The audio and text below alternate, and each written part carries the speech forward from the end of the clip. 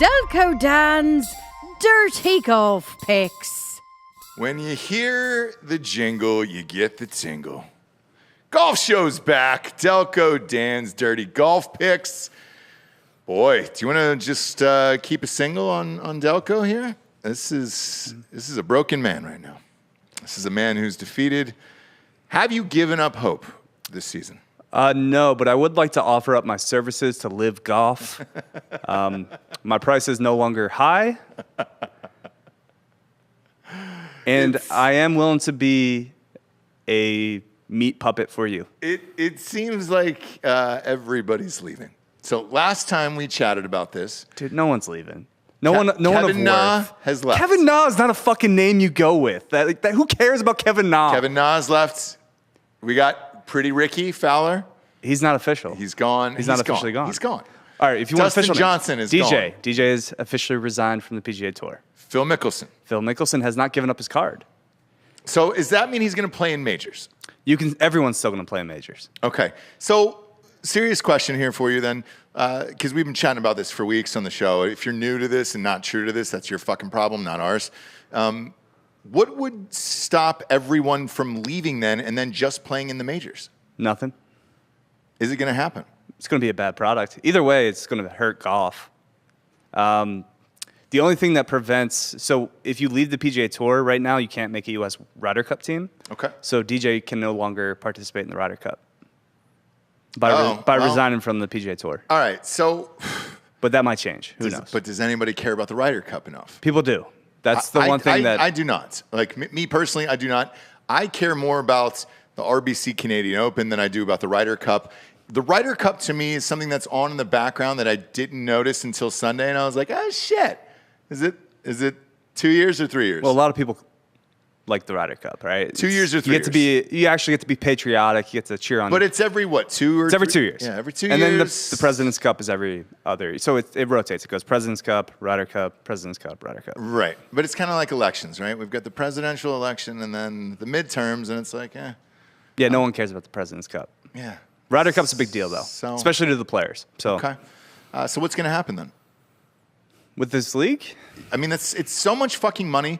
I just read that Tiger Woods turned down high 9 figures. Did you read that? Yeah. Yeah, Okay. I mean, their pockets are endless. It's the Saudis. Why not take the money? So I look at DJ's contract, for example, and because they will own you. I understand that. But if you look at the contract that he signed, and I believe it was $145 million. 133. 133. Okay. Yeah, great. so more money than Tiger Woods made in his entire career so far. But you would have to win, and you would have to win, 100 golf tournaments to achieve that kind of money? Sure, but you are essentially just signing up to be kind of just a propagandist for Saudi Arabia. That's all it is. But do they care? Because it seems like right now the guys that have left don't really give a shit. No. Yeah. Yeah. I mean, money's money. Dan, look, I'm going to be honest. Graham McDowell was just like, okay, what they did to Khashoggi, reprehensible. However, and then they just move on. Yeah. But to be honest, if it was a choice for you personally, I think you'd be playing. Yeah, I have a price. Yeah. I mean, I said it to begin the show. I'm not kidding. So how are they any different? The rest of the guys that are leaving or contemplating leaving, they've got a price too. Right, but I think there's some guys that do respect, I guess, the records, the history of the PGA Tour. In all honesty, it's like week to week, the PGA Tour doesn't matter, right? Mm-hmm. So matters for gambling, and that's about it. The majors is what we really care about. And maybe the players. There's maybe 10 tournaments all year that people actually care about. You got the players, maybe even Riviera. Waste management is just always fun. Yeah, it's just because it's fun, Yeah. So there's not a whole lot of reason why you would stay with the PGA Tour if you got offered the bag. Yeah.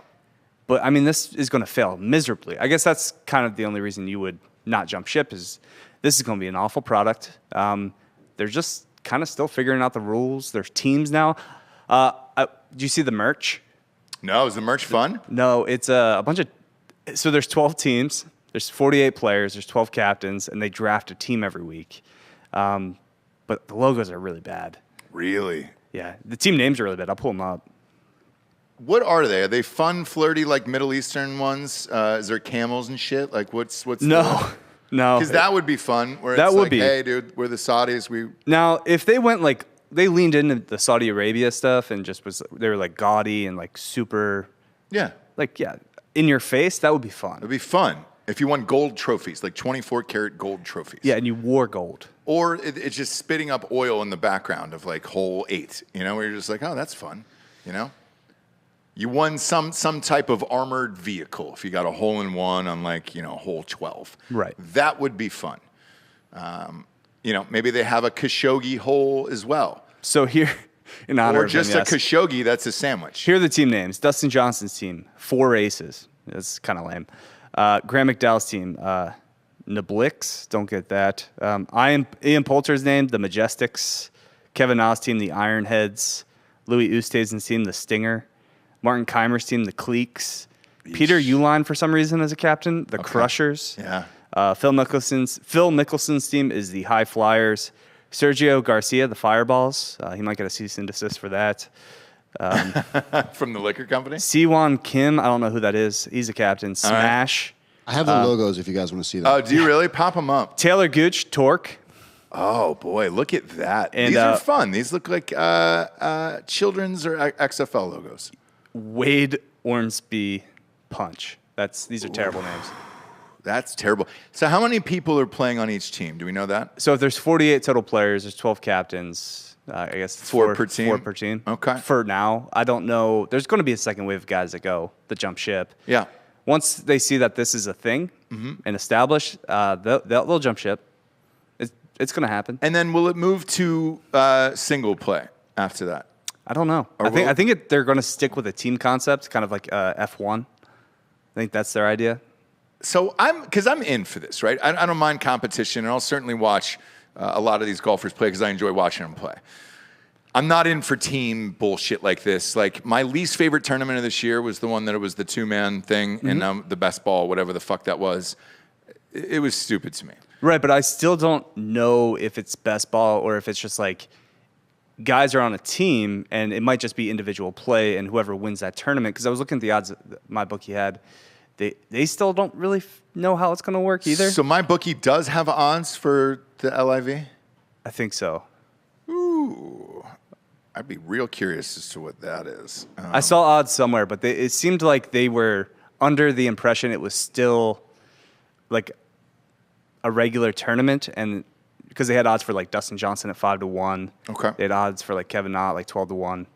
So I'm not fully understanding how it's going to work. It might be just like if you win the tournament, you win as an individual, but also the team wins, and maybe it's just kind of like a. Because look, mybookie.com, promo code Drinking Bros doubles your deposit all the way up to $1,000. Is one of the very best in the biz as far as them finding every fucking tournament on God's green earth and letting you gamble on it.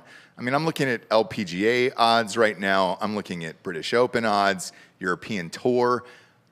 They've got everything you could possibly imagine except for the LIV. So I think they're probably confused as well. I think it might be released later on because, again, they had their press conference today. And they're just still kind of making shit up. Okay. But not a lot of leadership over there. Just Greg Norman. Well, the shark. The shark, dude. Yeah. You know? In a world full of minnows, be a shark. You got, what, 200 million or some bullshit? I don't know. Something crazy. Something crazy. He doesn't really have gay friends, so. No. He's good. He doesn't care. He didn't give a shit. You think Greg Norman gives a shit at this stage of life? He's long past. He's got to be, what, his 70s, I would imagine? He's at least in, like, late 60s, yeah. Yeah. So he didn't give a shit. Like, money's money. Who gives a shit? I understand it. He's trying to make some more wine, and that happens. We tried to make some more wine on last week's tourney. Probably owes his ex-wife a lot of money still. Probably. Yeah. Which is why we bet on shit, dude, in case I have to divorce up one day. I'm hoping to win enough money to stash away in the bank account so that, when she does take half, she takes half. We've not been successful these last few weeks. No. I think I've lost the last 5 or 6 weeks in a row now. Let's go through the hits and misses of last week. We didn't even have to make another card because we got everyone wrong. Didn't hit a single bet, lost $1,000. Are you fucking kidding? Lost every bet. Wow. That's the first for you. I know. Well, I think it's the second. This year. But this year. The most infuriating thing is when I had multiple guys that I had top 20s for make the cut, and then they just on the weekends finished in like the 60s. So like wasn't even close. So my stretch of bad luck continued. My guy Cam Smith was second heading into Sunday. Through 5, he was +6. I don't even know what he finished. I turned it off after that, full disclosure. I don't think he finished top 3. Cantley, I think, kind of backdoor to top 3. But No. Cam Smith was not even close. I don't even know if he was top 20. No, he was, for sure. I don't think so. Because there's a lot of guys that didn't shoot under par. But, Billy Ho ran away with it. Yeah. And we've been on Billy Ho a lot this year, and we knew it was going to happen eventually. But when he gets hot, the microwave man gets hot. He got so hot on Saturday that all he had to do was shoot par on Sunday, and it was kind of a ho-hum day for him, where it was just like, all right, great. Nobody's within 5 shots. Who gives a fuck? I can kind of take my time and enjoy this round. Yeah. Whole family was there. Kids were there. All the magic was there. The only one that I got right this week was Corey Connors. Called Jack, big guy. Yeah. Just went up and like, what's up, big guy? Sure, he sure as shit did. Yeah. Corey Connors was the only one I got in the top 20. That was it, man. Other than that, this was a bleak week for both of us. It was. I love Billy Horschel, though. I will say that. Like, as a person, a player, he's fun. He's enjoyable. I enjoy him. I think That's a personality. He could be a superstar, for sure. He could be. He just needs to be more consistent and win some of these fucking things, you know? He's got 7 wins. He's got 7 wins. I know. And look, the Memorial is a hard tournament. Like, that is a very hard golf course. So yeah, and I will say he made that run when he won the Tour Championship FedEx Cup. I forget, was that like 2013, 2014, one of those years. He has hot stretches, so he might be a play for next week at the U.S. Open.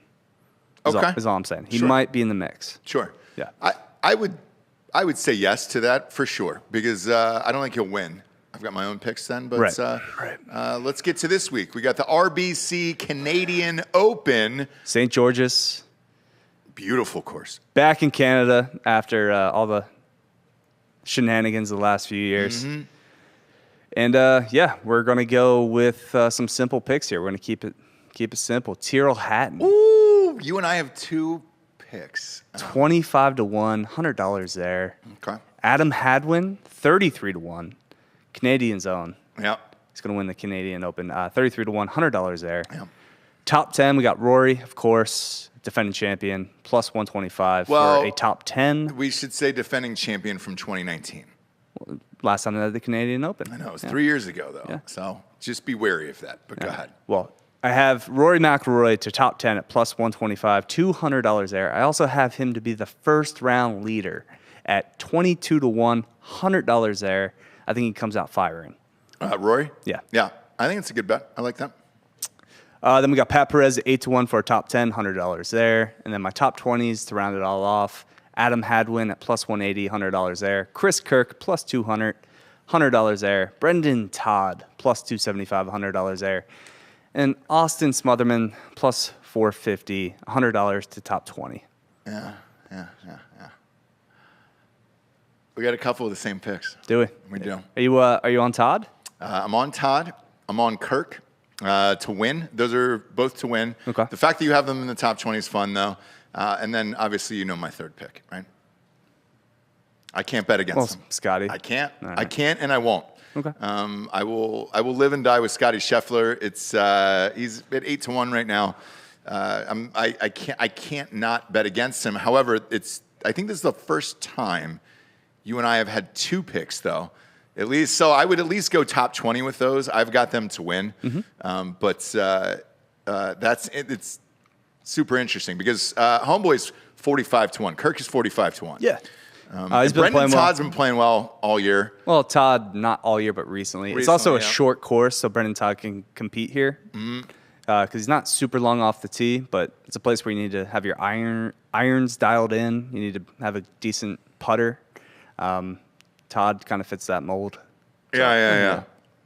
Another sleeper who I almost thought about throwing in there was Matthew Fitzpatrick, but I'm off the. I'm going to stick. He's to never won on North I know. American soil.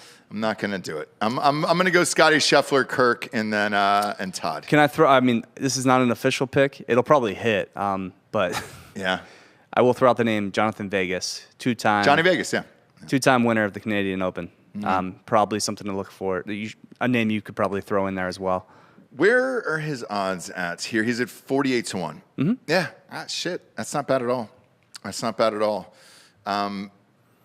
If there is a odds on my bookie for the LIV, are you doing it? Probably sometime like mid-tournament when I'm already like hurting. Would it be Dustin Johnson and also like he's the best one there is? Like is that the He hasn't really been playing that well. Yeah, but against that competition? Yeah, but I mean like the hottest person on that list right now is probably Kevin Na. Yeah. But he's not like nobody likes Kevin Na. Everyone hates Kevin Na. Nah. People love him, dude. No one likes Kevin Na because he walks in putts. Like, that's not fun. People love him, dude. People love him. Yeah. All-star cast they have right now with the roster. Other than Phil, if they didn't get Phil or DJ, it would have been a total atrocity. Yeah, well, look, if Pretty Ricky joins and then some of these other guys join, I think a lot of these people are watching to see how it goes this weekend. And then if it's relatively okay and it's not embarrassing. It's essentially like the Champions Tour for the Euro Tour because you have like Louis, you have Graham McDowell. I mean, you have like just all these old Euros, Sergio. Sure. And then you just have guys like if Ricky does jump, it's like guys who can't compete.